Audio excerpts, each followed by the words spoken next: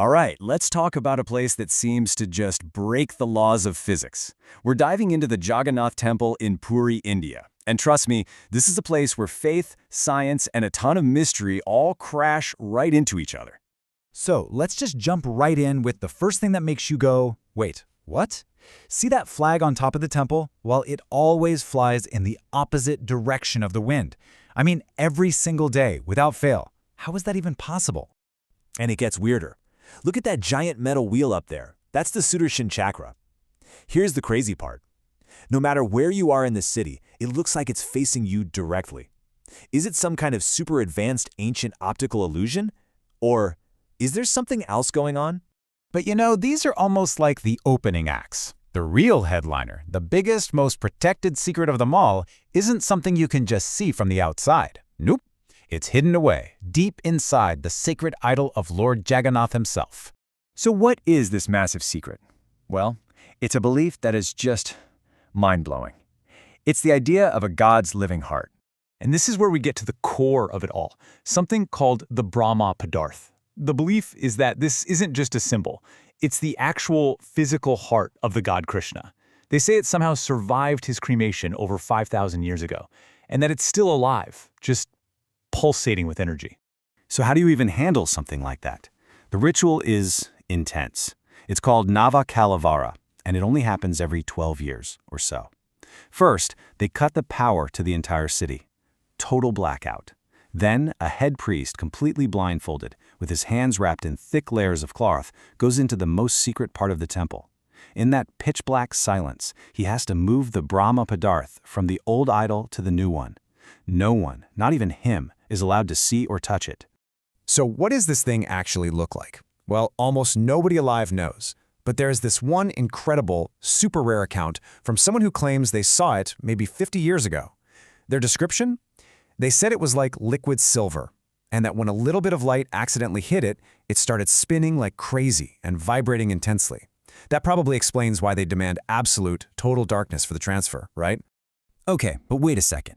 How did a god's heart end up sealed inside a wooden statue in the first place? To get that answer, we have to rewind the clock about 5,000 years and look at how these really unique, unfinished idols came to be. All right, so here's the 5,000-year journey in a nutshell.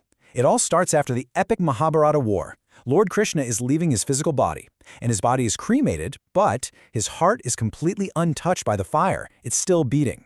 So his disciple Arjun puts the heart inside a log and sets it afloat on a river. Ages pass. Eventually, a tribal chief finds this log and starts worshipping the heart in secret. Finally, centuries later, a king named Indradyumna has a dream telling him he needs to find this secret object and build a magnificent temple for it. So the king finds the sacred log, but there's a problem. No carpenter can even put a scratch on it. It's impossibly hard. Then an old man shows up. He says he's Vishwakarma, the divine architect of the gods. He agrees to carve the idols, but he has one very specific condition. Lock me in a room, and whatever you do, don't disturb me for 21 days. For 15 days, everyone can hear the sounds of hammering and carving from inside the room. But then, on the 15th day, silence. The queen gets worried. She thinks the old man must have died. She begs the king to open the door. The second they do, poof, Vishwakarma is gone. And what's left behind? 3 idols. But they're unfinished. They don't have any arms or legs. And that is exactly why the gods look the way they do to this day, with that divine heart, the Brahma Padarth, sealed right inside. But this story isn't just some ancient legend. For a lot of people, the temple's story is still unfolding. They believe there are ancient prophecies that connect this place directly to, well, to right now, to our time. This all comes from a 500-year-old text called the Bhavishya Malika. It was written by a saint named Achyutananda Das, and it's basically a book of prophecies.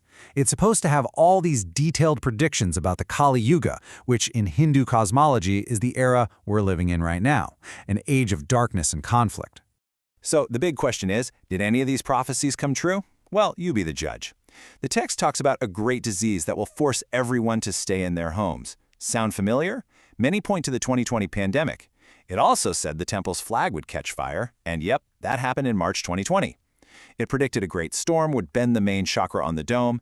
In 2019, Cyclone Fani did exactly that. And maybe the weirdest one. It's said that birds, which are famous for never flying over the temple, would be seen on its dome. In July 2020, people spotted vultures and eagles sitting right up there. Okay, so beyond prophecies, the temple grounds themselves are just a zone where the normal rules of science seem to get a little fuzzy. Let's run through some of the other weirdness here. First off, the airspace. No birds, no planes, nothing flies over the main temple dome. It's like a natural no-fly zone. We've already talked about the flag that flies against the wind. And get this, the ocean is right nearby, and you can hear the waves crashing all over the city. But the second you walk through the temple's main entrance, complete silence. The sound of the ocean just vanishes. It's wild. There's even this belief about the entrance steps, where devotees avoid the third step, called Yama step, because it's said to wipe away all your good deeds. All right, now let's head over to the temple's kitchen. It's said to be the biggest in the world, and in here, I just want you to remember one number, 7. So in this massive kitchen, they cook food in these clay pots, but they stack them 7 pots high, one on top of the other, all over a single wood fire. Now, basic physics, right? Heat rises. The bottom pot should cook first. Except it doesn't. Here, the food in the top pot, the one that's farthest from the fire, is always done first. How does that work? And that's not all. This kitchen prepares food for literally thousands of people every day, sometimes up to 200,000.